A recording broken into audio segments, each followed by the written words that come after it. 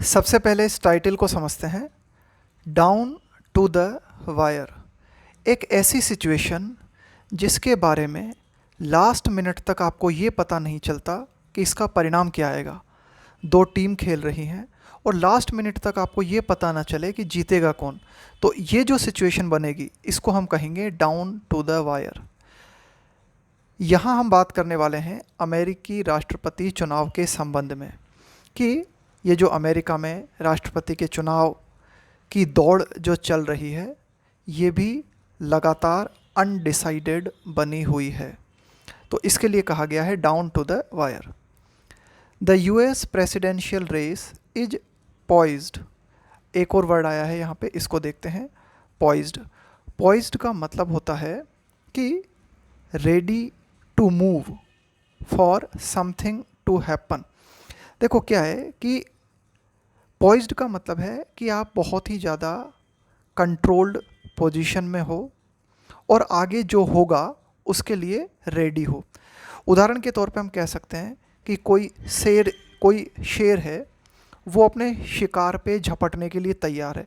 मतलब वो बहुत ही ज़्यादा कंट्रोल्ड और बहुत ही ज़्यादा कॉन्फिडेंट स्थिति में है और अगले एक्शन के लिए पूरी तरीके से प्रिपेयर्ड है। तो यहाँ पे हम कहना चाहते हैं कि अमेरिका की ये जो राष्ट्रपति चुनावी दौड़ है ये इस स्थिति में है। किस स्थिति में? On a knife's edge. देखो एज का मतलब क्या हो गया? किसी चीज़ का किनारा, चाकू का किनारा। देखो नाइफ एज पे होने का मतलब होता है बहुत ही ज़्यादा डेंजरस सिचुएशन में होना, या हम ये भी कह सकते हैं कि सिचुएशन बहुत ही ज़्यादा महत्वपूर्ण है। तो अमेरिका की ये जो राष्ट्रपति की चुनावी दौड़ है ये ऐसी स्थिति में है। कैसी स्थिति में? बहुत ही ज़्यादा महत्वपूर्ण स्थिति में है, इस तरह से हम कह सकते हैं।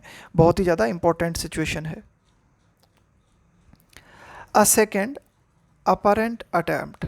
अपरेंट का मतलब होता है that seems to be true, यानी कि देखने पर जो सत्य प्रतीत होता है ना, उसको हम कहेंगे apparent. A second apparent attempt on the life of former US president and Republican candidate for the white house Donald Trump. तो कुल मिला के वाइट हाउस के दावेदार, रिपब्लिकन पार्टी के उम्मीदवार और पूर्व राष्ट्रपति भी रह चुके हैं। कौन? Donald Trump. इनके ऊपर, इनकी लाइफ के ऊपर दूसरा अटैक हुआ, दूसरा जो है हमला हुआ। तो ये जो अटेम्प्ट था has again land and air. देखो लैंड का मतलब क्या होता है? देना। लैंड एंड एयर का मतलब है हवा देना। तो ये जो दूसरा प्रयास था, इस दूसरे प्रयास ने एक बार फिर से हवा दे दी है। किस चीज़ों को? किन चीज़ों को? Of drama to the unfolding US election campaign. Unfolding का मतलब है जो खुल रहा है, कि यूएस इलेक्शन कैंपेन, कैंपेन का मतलब है यहाँ पे अभियान, इलेक्शन कैंपेन चुनावी अभियान, कि अमेरिका का जो चुनावी अभियान लगातार खुलता जा रहा है, यानी कि चुनावी अभियान जो कि लगातार बढ़ता जा रहा है, उसमें जो है कई नाटकीय परिवर्तन देखने को मिल रहे हैं ना, बहुत सारा ड्रामा देखने को मिल रहा है। तो इस ड्रामे को और हवा मिल गई है। किस चीज़ से? डोनाल्ड ट्रंप के ऊपर दूसरी बार जो है अटैक हुआ, इस अटैक से। Unlike the first such attempt. अब ये जो दूसरा डोनाल्ड ट्रंप की हत्या का प्रयास था ये पहले प्रयास जैसा नहीं था। अनलाइक का मतलब है के समान नहीं। इन पेंसिल्वेनिया इन मिड जुलाई। पहला जो अटैक हुआ था डोनाल्ड ट्रंप पे वो कहाँ हुआ था? पेंसिल्वेनिया में हुआ था, मिड जुलाई में हुआ था। And in which a shooters bullet hit mister Trump's year. और वो जो पहला अटैक हुआ था डोनाल्ड ट्रंप पे, उस अटैक में क्या था? जो शूटर था उसकी बुलेट जो है मिस्टर डोनाल्ड ट्रंप के ईयर को टच करती हुई निकल गई थी, है ना, उनका ईयर जो है हिट हुआ था। लेकिन इस बार क्या हुआ है? A man with a rifle at the golf club where mister Trump was located. लेकिन इस बार क्या हुआ है कि एक व्यक्ति जो है राइफल के साथ पकड़ा गया है eight the golf club. Golf location क्या है? गोल्फ क्लब, जहाँ डोनाल्ड ट्रंप जो है थे। Mister Trump was located, was confronted, तो ये जो आदमी था जिसके पास राइफल थी, कन्फ्रंट का मतलब होता है सामना करना, confronted by the secret service, तो इस आदमी का सामना हुआ किससे, सीक्रेट सर्विस के अधिकारियों से, एंड टेकन इनटू कस्टडी, और इस व्यक्ति को हिरासत में ले लिया गया। टेकन इनटू कस्टडी है ना, पैसिव स्ट्रक्चर है, और उसको हिरासत में ले लिया गया। वाइल, जबकि द टू अटेम्प्ट्स में win mister Trump some sympathy votes on November 5, कि नवंबर 5 को ये जो अमेरिकी राष्ट्रपति चुनाव होने हैं, तो ये जो दो अटेम्प्ट्स, ये जो दो हत्या के प्रयास हुए हैं डोनाल्ड ट्रंप पे, इन प्रयासों के कारण डोनाल्ड ट्रंप को शायद जो है सिंपैथी मिल सकती है ना, उन्हें सिंपैथी के रूप में कुछ वोट्स जो है ज़्यादा मिल सकते हैं। It remains to be seen, लेकिन ये देखा जाना बाकी है, वेदर, कि क्या दीज इंसिडेंट्स, कि ये जो अटैक्स हुए हैं, ये जो घटनाएं हुई हैं, इम्पैक्ट का मतलब है प्रभावित करना, प्रभाव डालना, द पब्लिक साइकी, तो ये देखा जाना बाकी है कि ये जो घटनाएं हुई हैं क्या ये लोगों के मन को प्रभावित करेंगी, सफिशिएंटली का मतलब है पर्याप्त रूप से, to tip the race in his favour. देखो tip the race in his favour, देखो tip the race in his favour का मतलब हुआ कि रेस जो है, ये जो राष्ट्रपति की दौड़ है, ये डोनाल्ड ट्रंप के फेवर में घूम जाए, डोनाल्ड ट्रंप के फेवर में चली जाए। क्या इस हद तक लोगों का मन इन दो अटैक्स से प्रभावित होगा, ये देखा जाना बाकी है।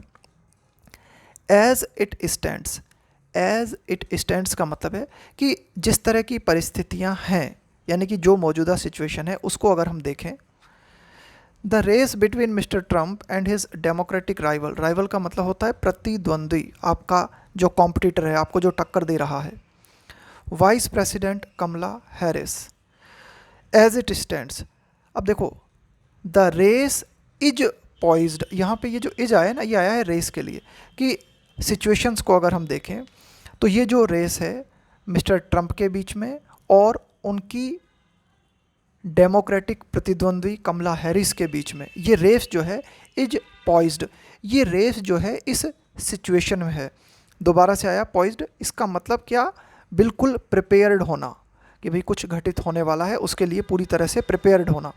Is poised on a knife's edge, कि ये जो रेस है ये किस स्थिति में है, ये रेस जो है बहुत ही महत्वपूर्ण स्थिति में है। नाइफ्स एज का मतलब मैंने बताया आपको, कोई भी चीज़ अगर नाइफ्स एज है तो इसका मतलब है या तो बहुत ही सिचुएशन जो है ना वो बहुत ही डेंजरस है या बहुत ही महत्वपूर्ण है।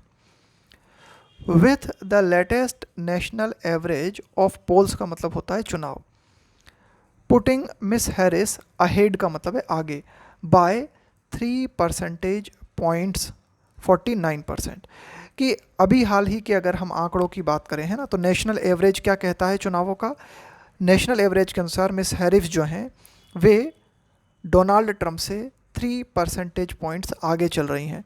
कितना परसेंटेज है, वोट परसेंटेज है मिस हैरिस का, 49%। येट, फिर भी एनालिस्ट्स आर्ग्यू दैट, कि जो चुनावी विश्लेषक हैं वे ये आर्ग्यू देते हैं, ये कहते हैं वे, that the difference is not beyond the margin of statistical error, कि ये जो डिफरेंस देखने को मिल रहा है डोनाल्ड ट्रंप और कमला हैरिस के बीच में, ये डिफरेंस उतना ज़्यादा नहीं है कि कुल मिला के, बियॉन्ड का मतलब है के परे होना, the margin of statistical error, यानी कि सांख्यिकीय भूल के परे ये परसेंटेज पॉइंट नहीं है। यानी कि ये जो परसेंटेज पॉइंट्स है ना, ये ऊपर नीचे भी हो सकता है ना, कि इस परसेंटेज पॉइंट को आप ऐसा नहीं कह सकते कि ये बिल्कुल फिक्स है ना, सांख्यिकीय त्रुटि भी हो सकती है। Which would make it unwise, तो कुल मिला के इस तरह से अगर हम देखें कि भाई ये जो एनालिस्ट्स ने जो भी ये जो परसेंटेज पॉइंट्स की बात की है, इसमें कोई सांख्यिकीय त्रुटि भी हो सकती है, तो ये गैर बुद्धिमत्तापूर्ण होगा। अनवाइज का मतलब है गैर बुद्धिमत्तापूर्ण, है ना। It would make it unwise to assume, ये मान लेना गैर बुद्धिमत्तापूर्ण होगा, अ विनर, कि हम किसी को विनर मान लें, किस आधार पे? Based on the current trend, कि वर्तमान में जो ट्रेंड हमें दिखाई दे रहा है उस ट्रेंड के आधार पर ही हम किसी को विनर मान लें, ये बुद्धिमत्तापूर्ण नहीं होगा। यानी कि ये 1-2 पॉइंट या 2-3 परसेंटेज पॉइंट का जो खेल है ना वो बदल भी सकता है। लीविंग असाइड, लीविंग असाइड का मतलब है एक तरफ रखते हुए, इसको दरकिनार करते हुए, साइड में रखते हुए, अनएक्सपेक्टेड और shock events that could dramatically shift the terms of the race between now and voting day. यानी कि इनको तो हम एक तरफ रख दें, किन चीज़ों को, कि ये जो अनएक्सपेक्टेड का मतलब है अप्रत्याशित, है ना, जिसकी आपने उम्मीद नहीं की थी। Shock events that could dramatically shift, dramatically का मतलब होता है नाटकीय रूप से ना, बहुत ही ज़्यादा ज़बरदस्त तरीके से। शिफ्ट का मतलब है बदलना।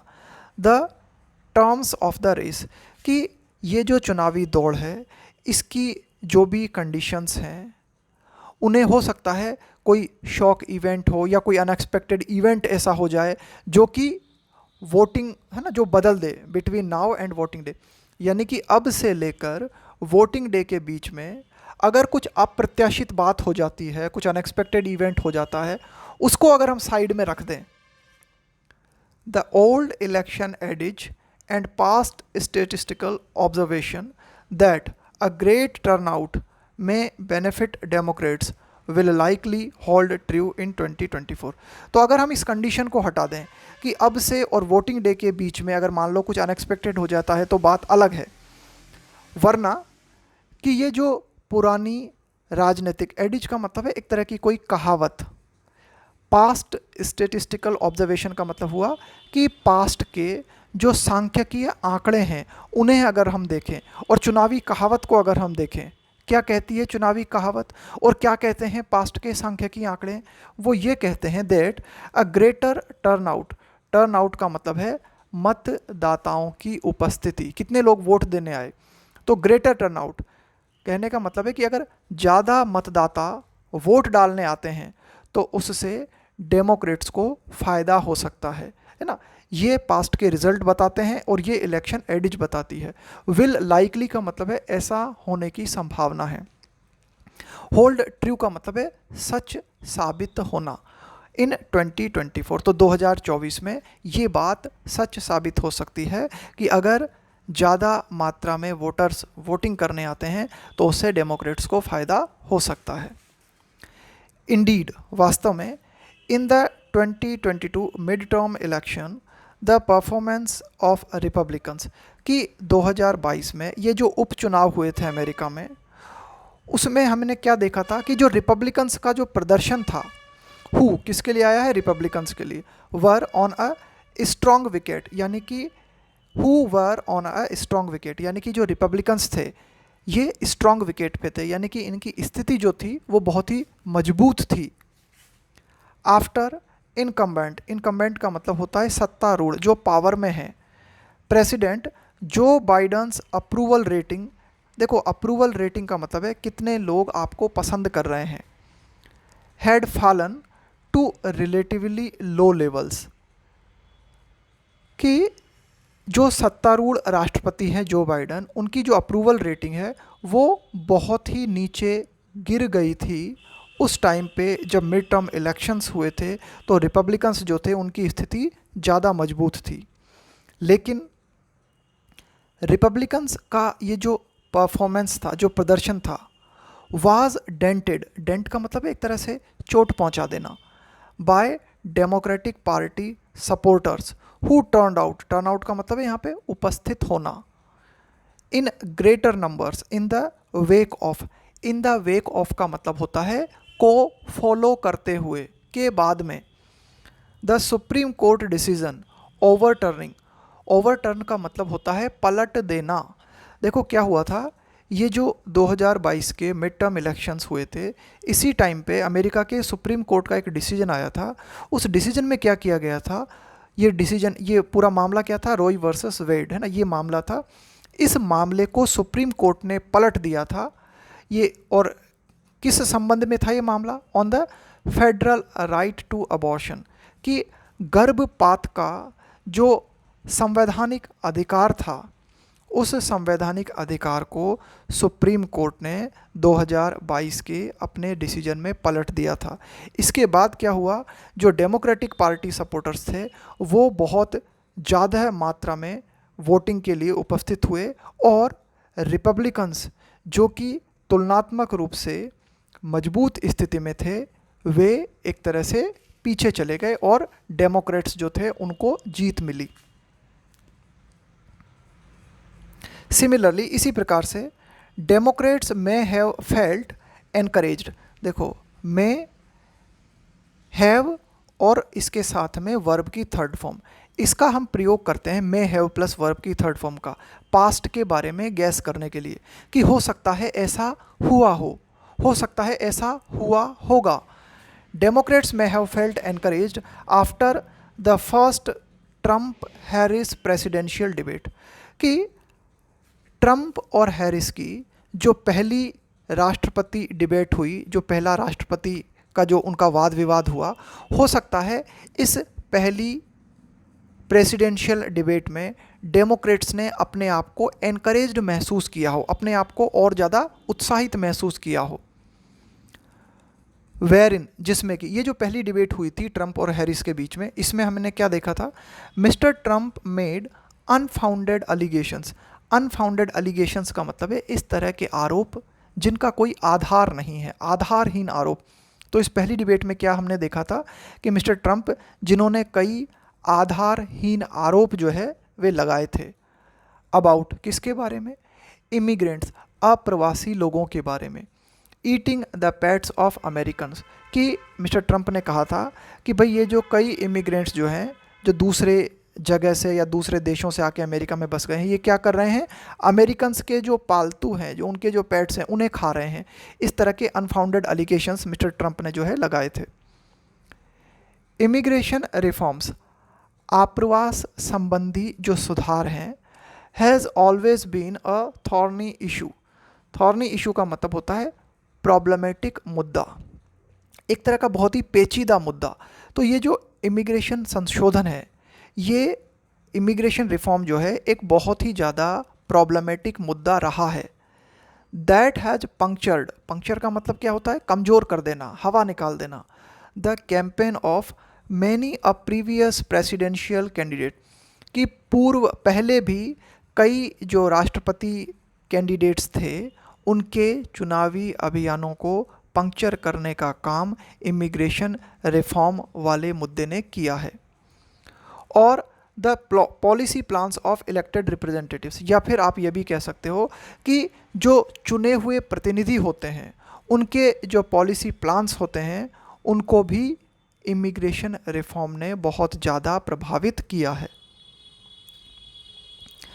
Mister Trump already alienated many voters. देखो एलिनेट का मतलब होता है पृथक कर देना, अलग कर देना। Many voters during his first term and campaign when he implemented his so-called Muslim ban travel to the US from certain Muslim majority nations। अब देखो मिस्टर ट्रंप जो है ऑलरेडी उन्होंने कई वोटर्स जो थे उन वोटर्स को अपने से अलग कर दिया। कब, ड्यूरिंग हिज फर्स्ट टर्म, अपने फर्स्ट कार्यकाल के दौरान। और जब अपने फर्स्ट कार्यकाल के दौरान और जब उन्होंने अपना चुनावी अभियान किया था उस टाइम पे। कब, जब मिस्टर ट्रंप ने अपने फर्स्ट कार्यकाल के दौरान इम्प्लीमेंट किया था, लागू किया था। क्या लागू की थी उन्होंने, सो कॉल्ड का मतलब है तथाकथित रूप से, है ना, इसको है ना ये कहा गया, Muslim ban travel to the US. Donald Trump ने अपने फर्स्ट कार्यकाल में क्या किया था कि मुस्लिम को बैन कर दिया था, है ना, उनको ट्रेवल करने से अमेरिका में, from certain Muslim majority Nations, कि कुछ जो मुस्लिम बाहुल्य देश हैं वहाँ के जो मुस्लिम हैं वे अमेरिका में ट्रैवल नहीं कर सकते। इस तरह का बैन मिस्टर ट्रंप ने लगाया था। तो इसके कारण क्या हुआ था, ट्रंप से कई जो वोटर्स थे उन्होंने अपने आप को अलग कर लिया था, है ना, खास करके मुस्लिम वोटर्स ने।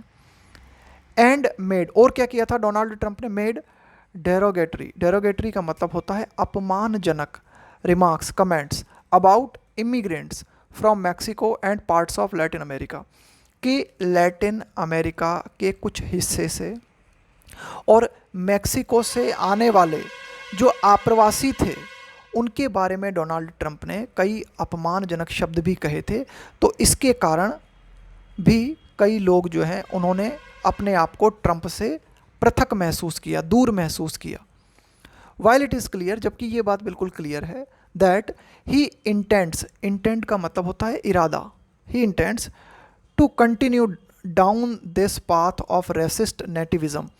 देखो, नेटिव का मतलब क्या होता है? देशी, कि भाई ये मेरे देश का है।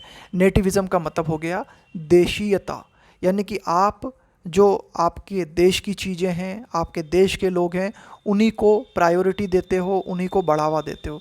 तो इस सिद्धांत को फॉलो करना कहलाएगा नेटिविज्म। रेसिस्ट का मतलब हो गया नस्लवाद से संबंधित। वाइल, जबकि ये स्पष्ट है कि डोनाल्ड ट्रंप जो है उनका इरादा है कि वे इसी पाथ पे चलेंगे। कौन सा पाथ? नस्लीय देशीयता वाला उनका ये जो फिलॉसफी है, यानी कि वे नस्लवाद करना और अपने जो देश के उनके लोग हैं उन्हीं को जो है एनकरेज करना, उन्हीं को प्रायोरिटी देना, वे इसी पाथ को फॉलो करेंगे।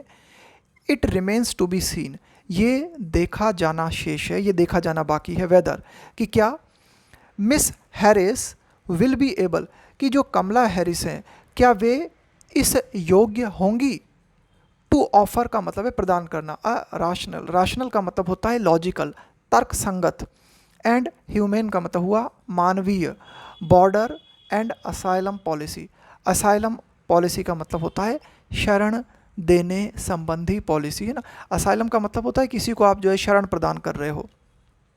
फॉर अनडॉक्यूमेंटेड वर्कर्स, यानी कि ऐसे काम करने वाले लोग जिनके पास प्रॉपर डॉक्यूमेंट्स नहीं हैं, तो उनके लिए क्या कमला हैरिस जो हैं मानवीय दृष्टिकोण अपनाते हुए क्या उनके लिए कोई तर्कसंगत पॉलिसी लेके आएंगी, है ना, उनके लिए कोई असाइलम पॉलिसी, है ना, उनके लिए शरण वाली कोई पॉलिसी लेके आएंगी या नहीं लेके आएंगी, ये देखा जाना शेष है। Including a reasonable and just path to citizenship, है ना।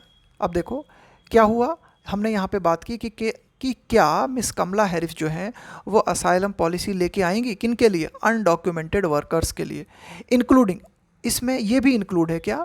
रीजनेबल, रीजनेबल का मतलब होता है वाजिब, एंड जस्ट, जस्ट का मतलब होता है उचित, न्याय संगत, जस्ट पाथ टू सिटीजनशिप, नागरिकता, for those who are productive members of American society, और वे लोग जो अमेरिकन समाज के प्रोडक्टिव मेंबर्स हैं, यानी कि अमेरिकन समाज में अपना योगदान दे रहे हैं, तो क्या उनके लिए न्याय संगत नागरिकता का प्रावधान मिस कमला हैरिस लेके आएंगी। साथ ही साथ जो अनडॉक्यूमेंटेड वर्कर्स हैं क्या उनके प्रति मानवीय दृष्टिकोण अपनाते हुए उनके लिए उचित और न्याय संगत असाइलम पॉलिसी वे लेके आएंगी, ये देखा जाना शेष है। It remains to be seen. There is a palpable need, palpable का मतलब है जिसे आप क्लियर कट महसूस कर सको, है ना, जिसे आप देख सको, जो बहुत ही ज़्यादा ऑब्वियस है। There is a palpable need, तो स्पष्ट तौर पे ये दिखाई देता है कि इस बात की ज़रूरत है। किस बात की ज़रूरत है? For by partisan politics and policy at this juncture, at this juncture का मतलब हुआ इस समय पर, इस मोड़ पर, इस टाइम पर, कि इस टाइम पर अमेरिका में ज़रूरत है किस चीज़ की? बाई पार्टीशन पॉलिटिक्स और पॉलिसी की।